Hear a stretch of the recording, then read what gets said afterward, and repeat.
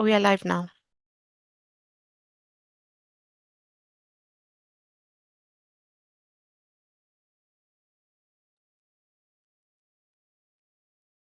Bismillahir Rahmanir Rahim. Assalamu alaikum wa rahmatullahi wa barakatuhu. Welcome to the department orientation session for the Information Technology Department. My name is Adnan Ashraf. I am the head of the department, and I will give a short presentation about the department and also give you some useful information about your studies and how you should plan your studies, also some important dates in the semester. And then towards the end of the session, if you have any questions, you are welcome to ask your questions.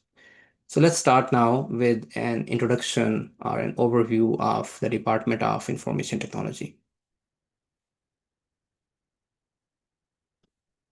The Department of Information Technology was established 10 years ago. So 2015 was the first year when we started offering these programs. We have three programs in IT. The first program is a one-year program, and we call it Certificate in IT. We also have a diploma program or an associate degree in IT, which is a 2 years program. And then the main program that we offer is Bachelor's in IT, Bachelor's of Science or BSc in IT. And it is a 4 years program. And you can find more information about these programs if you visit these pages. The links are given here. And I will also share these slides later on, so you will have access to the slides. So you do not need to save these links right away or write them down somewhere. These slides will be available later on, inshallah. Basically, the one-year program in IT is just a quick introduction to the world of IT. As you can imagine, the IT world is very vast. There are so many things and so many advancements actually happening all the time. So we try to cover the basic concepts about IT in the one-year program. Then the bachelor's, then the degree program, which is the main focus of our department at the moment.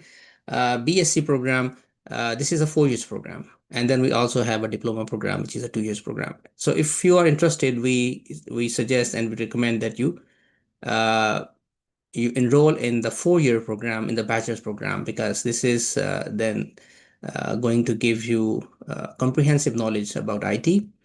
There will be some basic courses first, and then there will be also advanced topics, including, for example, cloud computing, mobile application development, web application development, software engineering, databases, computer networks, network security, and so on. So there are so many advanced topics that we also cover in this bachelor's program. And these programs are accredited with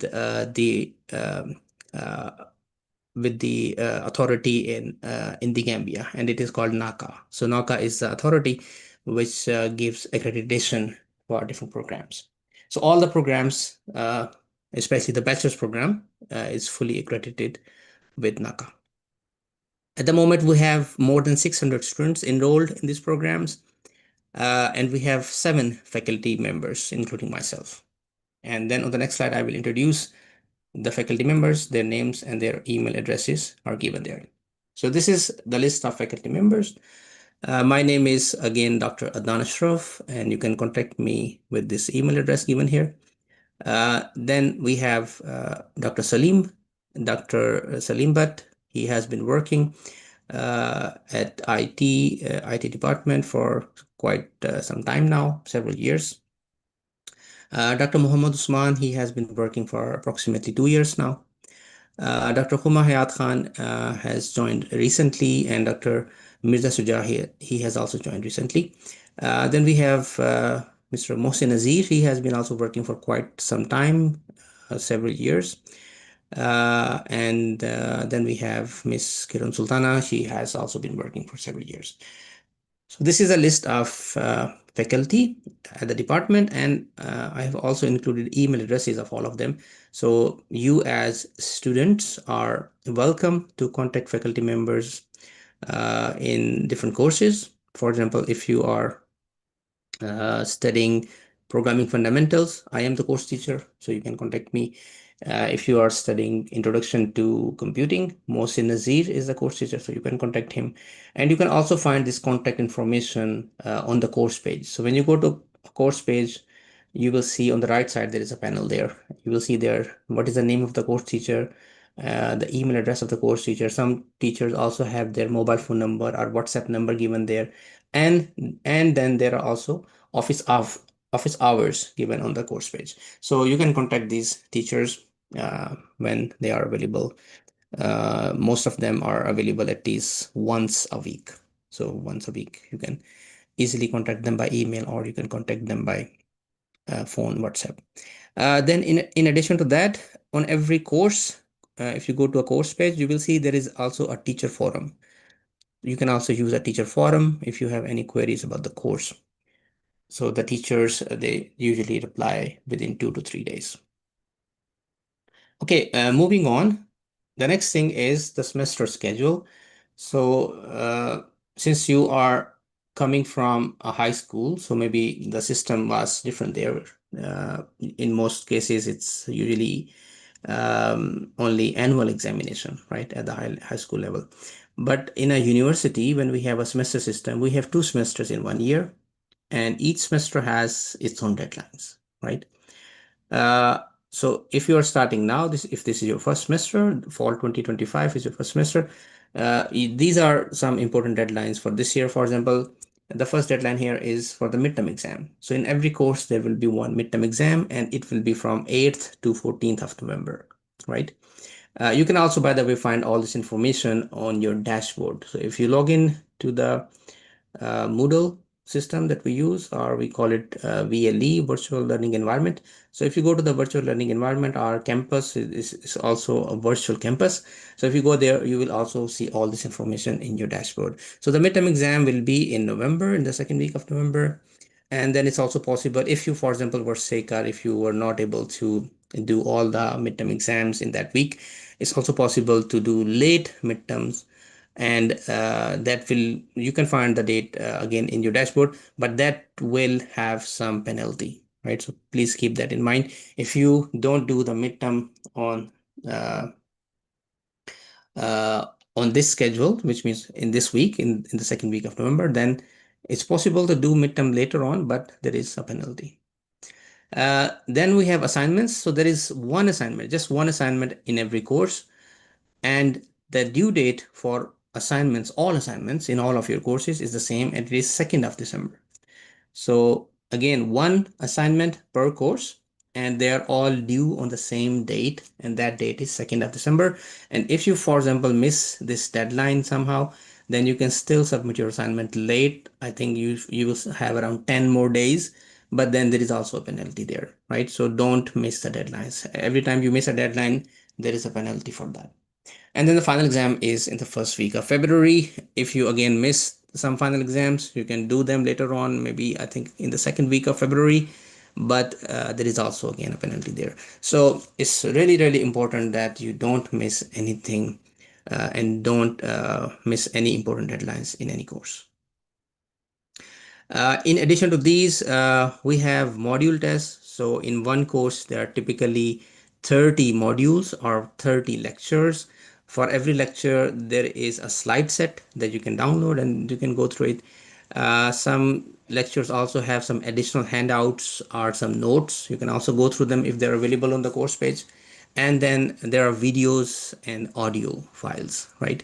So every lecture is pre-recorded. So based on the slides, there is a video which is usually 1 hour, and the video is split into different parts. So maybe one part is 20 minutes, one part is 10 minutes, or between 10 to 20 minutes.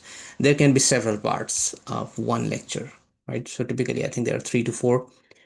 In some cases, there are maybe even 5, but typically there are 3 to 4 parts of each lecture. So you should go through them, and also the slides, and if there are additional handouts, notes. And then sometimes it's also really useful to go through the textbooks, right? Some details are not covered in the slides, or they're not covered in the video, but then you can find them in the textbooks. So if you have more time, then we also recommend you to have a look at the available textbooks on the course pages, and then from there you can also read things in more detail. So again, one midterm exam and one assignment, and one final exam, but there are module tests for every lecture. So if there are 30 lectures in a course, there are 30 module tests, and every module test is very simple. There are just some multiple choice questions, right? So module tests are very simple. Midterm exams, they have both. They have multiple choice questions and they also have open-ended questions.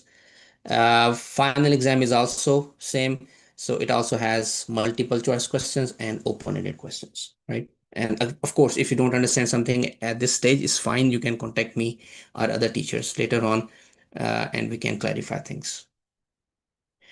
Then the last thing here is examination support. We also have examination support. So if there are any technical issues, for example, during an exam, there can be sometimes some network issues, or maybe the server is not responding or it's very slow in responding or something happens, then you can contact the examination support. And otherwise, if you have any other issue in any course, you can also contact the help desk. And there is also a chat bot. You can also, when you open campus or the virtual campus, you will also see that it's possible to chat. Sometimes it's a bot, sometimes there is also a human available. It depends on the time of the day. But you will be able to send your queries and then they will be answered in 1 to 2 days. Okay, let's move on to the next slide.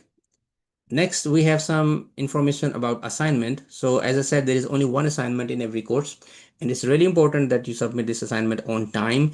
You submit the file which was supposed to be submitted. So many students, they do not follow these guidelines correctly, and then they have issues. Then their grade in the assignment will not be good, right? Sometimes you even get zero grade if you submit incorrect file. For example, you were supposed to submit programming fundamentals assignment in programming fundamentals course, of course, but instead of submitting programming fundamentals assignment, you incorrectly submitted, for example, mathematics assignment from the mathematics course, or maybe you submitted English assignment, or you submitted introduction to computing assignment. So if you are submitting an incorrect file, you will get zero in the assignment, right? So don't do that.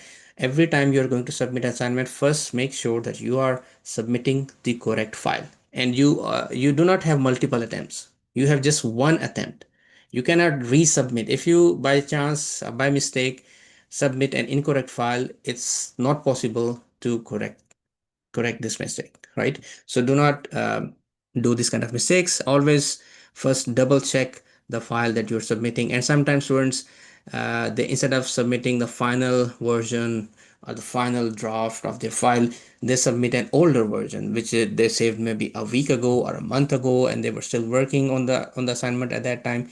But instead of submitting the final version that they have completed now, maybe today, they by mistake submit an older version, and then of course it will not have all the information in it, and then your grade will not be good in the assignment.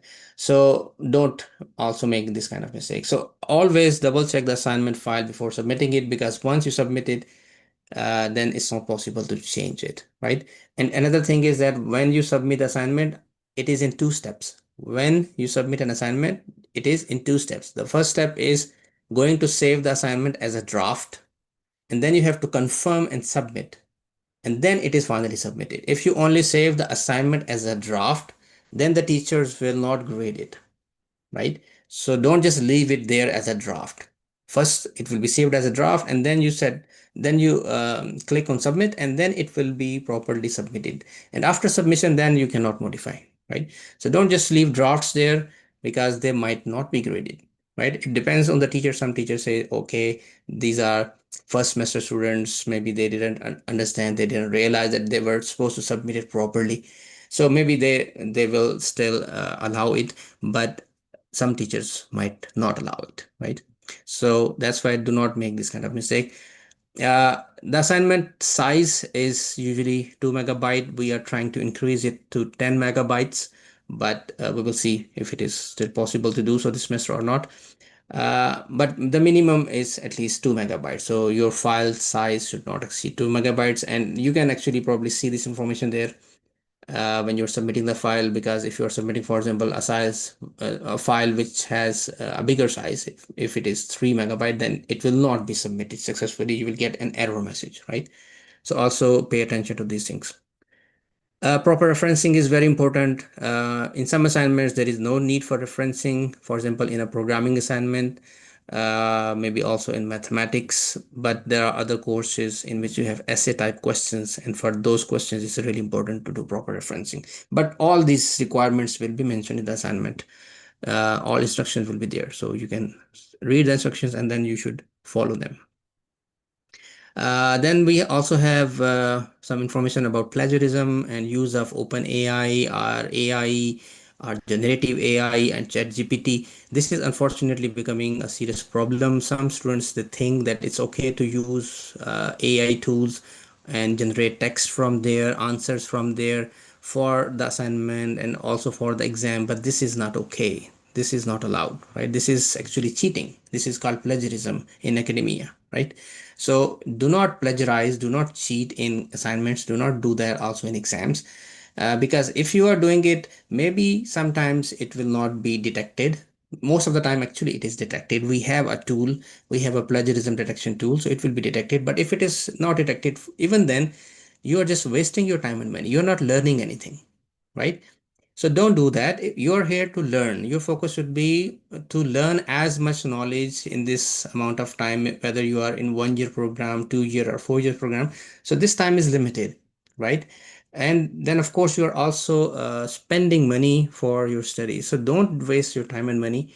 Do not use AI text. This is not allowed. This is not okay. Similarly, copying pasting from different sources, for example, textbooks or web pages or some other things, is also not okay. It's not allowed, right? So all of these fall under plagiarism, and there is a policy for that. And we allow up to 20% plagiarism because it can be just by chance, right? But if it is more than 20%, then your assignment can be rejected and you will get zero. Similarly for exams, if there is plagiarism found in your exam, you will get zero marks or points in the exam. So don't do these kind of things.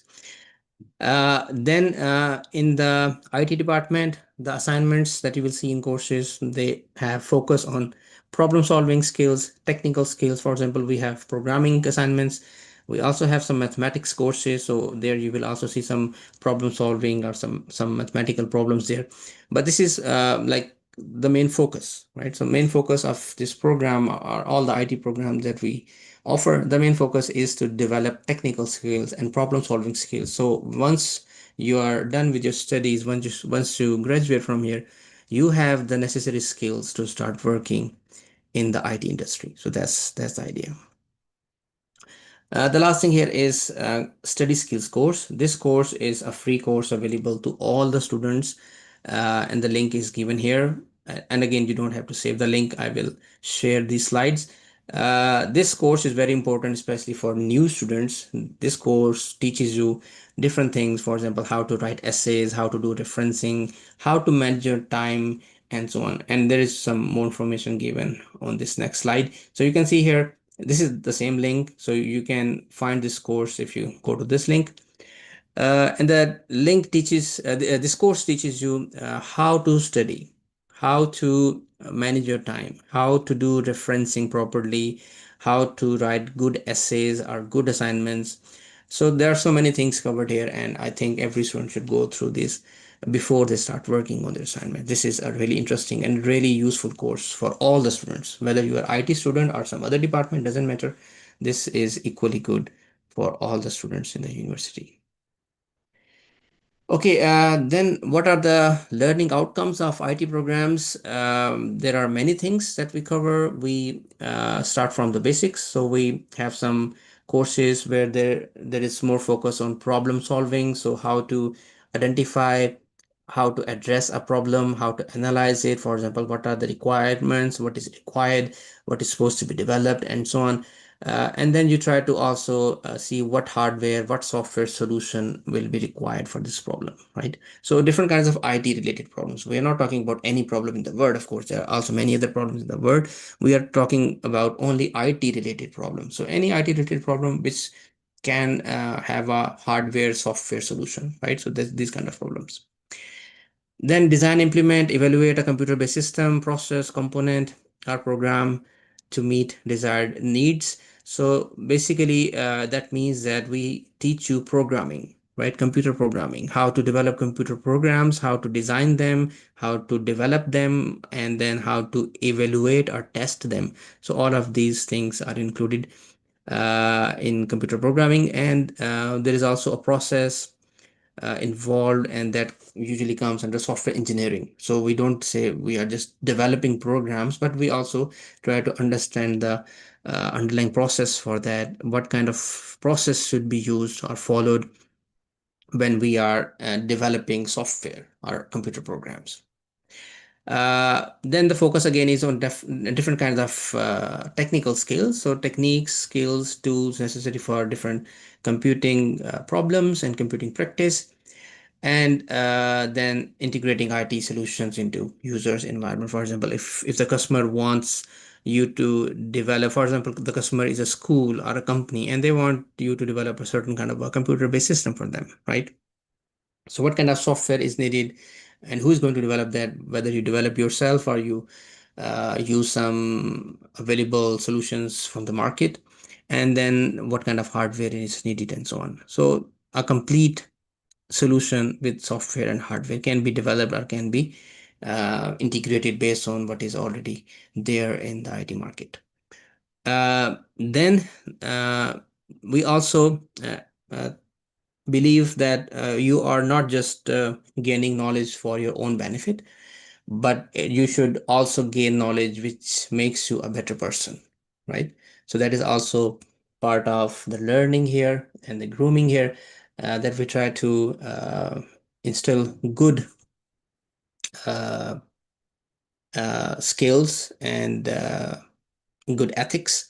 So once you graduate, you are not just technically sound, but you're also a good person and you know how to contribute to the society, right?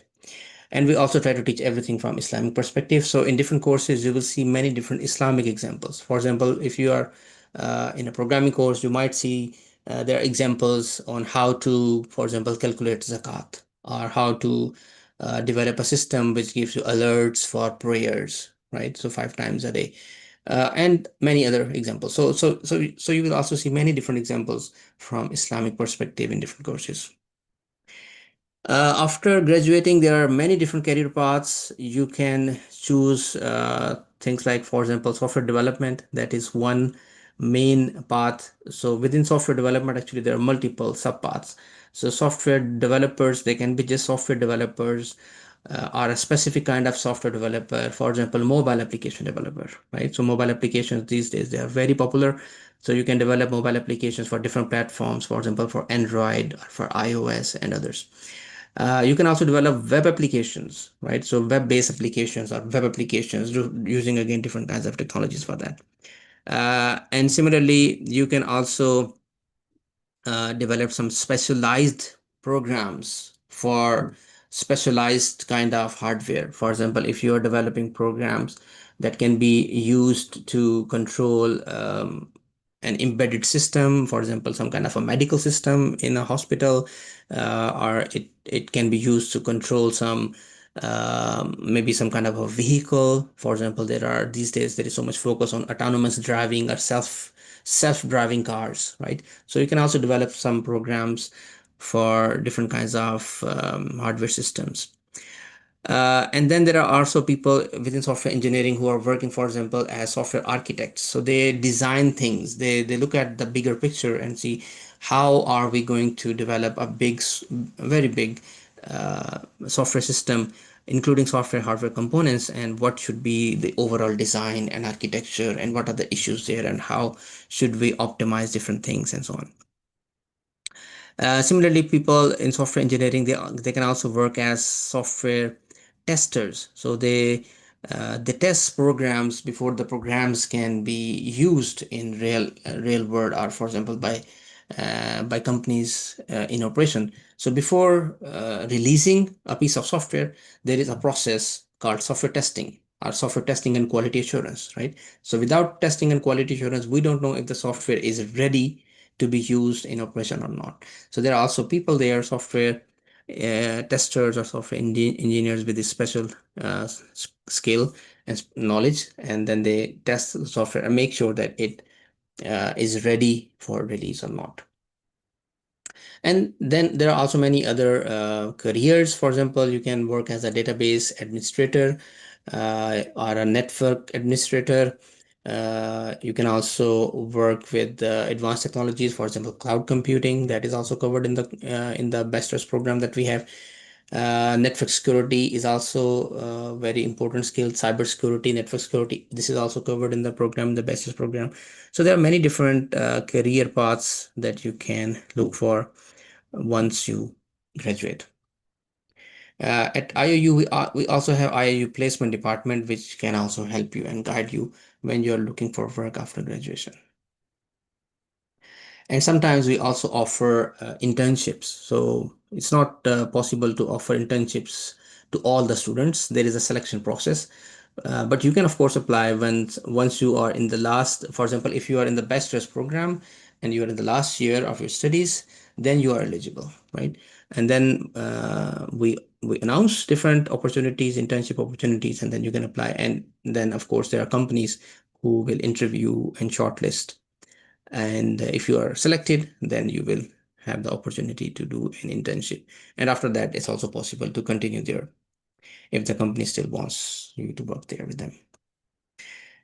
Okay, the next thing is it's also possible, of course, that there are some issues in a course.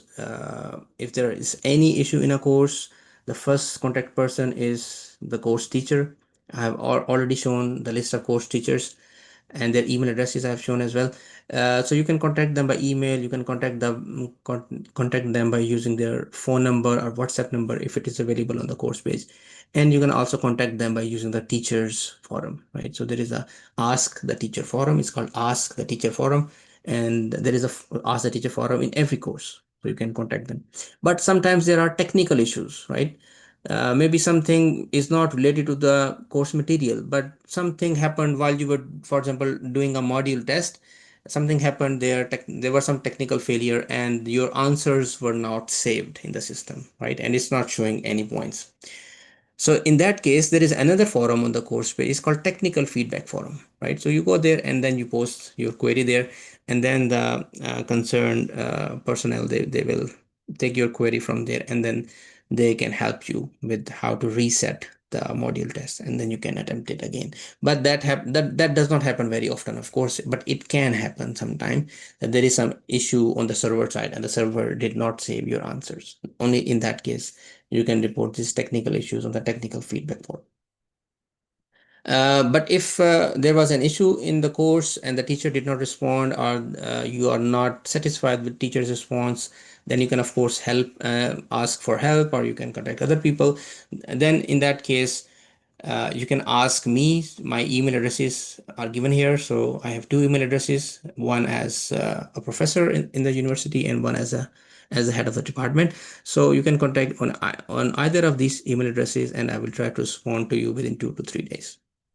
But in very rare cases, if you are still not satisfied with my response, then you can contact the dean of the faculty. But that is very rare. It doesn't really happen very often. But in any case, you are not supposed to contact the vice chancellor or the chancellor of the university, because they have other things to do. They have more important things to do. And that's why if you keep on spamming them with your emails and your WhatsApp messages, then they will be annoyed and they will lose focus on more important things. So that's why it's very important that you do not contact them. And in fact, there is also a policy that if you try to spam the vice chancellor or the chancellor, there can be some consequences for that. So don't do that. So again, once again, first contact person is your course teacher or the technical feedback forum. Then of course you can contact the help desk if there is something that help desk can help you with. For example, enrollment issues. In case of any enrollment issues in a course, you can contact the help desk. Then if there is a problem in a course and the teacher's response was uh, not timely, or the teacher is not responding, or the teacher response was not satisfactory, then in that case you can contact the head of the department. And then in very rare cases you can contact the dean of the faculty, but That's it. After that, you are not supposed to contact anybody else. All right. So I hope everybody will follow this procedure. Now we have time for questions. Are there any questions? You're welcome to ask your questions.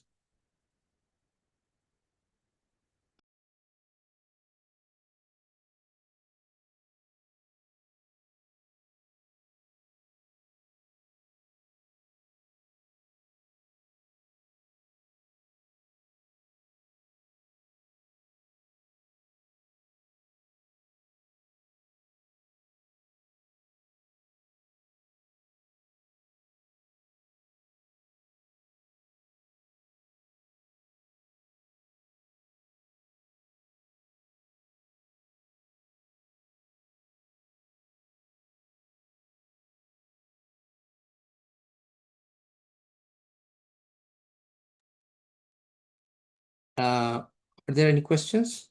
Because I don't see anything in the chat. If there is any question, then please communicate it to me so that I can answer it.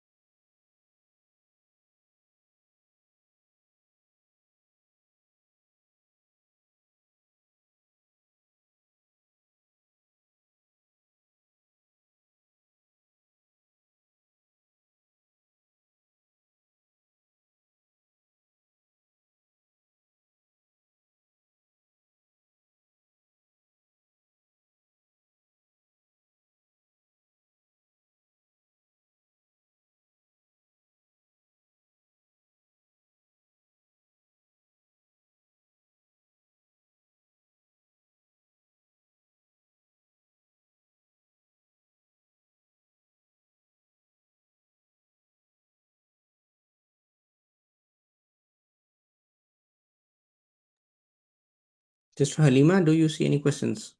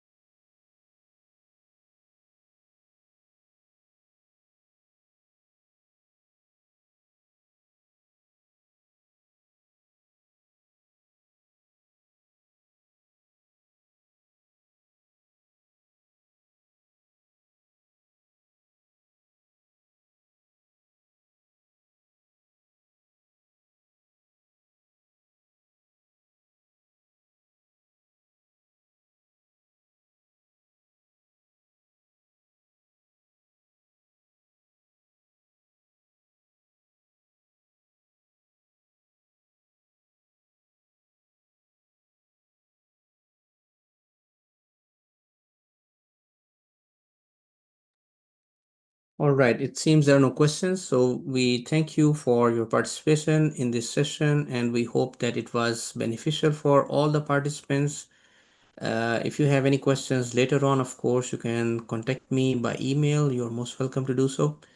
And we will also share the slides with you So I will send the slides to Sister Halima and then she can send it to all the students. Jazakallah khair once again. Thank you very much for joining. Assalamu alaikum wa rahmatullahi wa barakatuhu.